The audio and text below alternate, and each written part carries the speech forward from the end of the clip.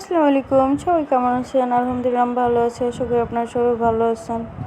তো আমি আজকে কচু দিয়ে চিংড়ি মাছ দিয়ে রান্না করব। তো এর জন্য আমি প্রথমে কচুগুলো সিদ্ধ করে নিচ্ছি। তো কচুগুলো সিদ্ধ করার পরে আমি পেঁয়াজ, কাঁচামরিচ আর চিংড়িগুলো ভালোভাবে ভেজে নেব।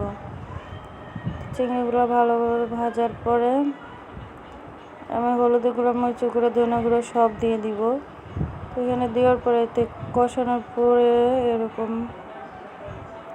হচ্ছে, তো ভালোভাবে নেড়ে চেড়ে নিচ্ছি। তো এখানে নেড়ে চেড়ে দেওয়ার পরে আমি এই যে কচুগুলো দিয়ে দিচ্ছি, তো কচুগুলো দিয়ে ভালোভাবে নেড়ে নিচ্ছি। তো ভালোভাবে নেড়ে নিচ্ছি। তো এখন কালারটা এরকম লাগতেছে, বাট পরে ঠিক হয়ে যাবে। আর আমার রান্নার কালারগুলো একটু ডিপ আসতে পারে, কারণ ক্যামেরার লাইট অন করে আমি ভিডিও করি এর জন্য। তো এই তো এখানে কচু ভালোভাবে কষানোর পরে আমি ঝোল দিয়ে দিচ্ছি।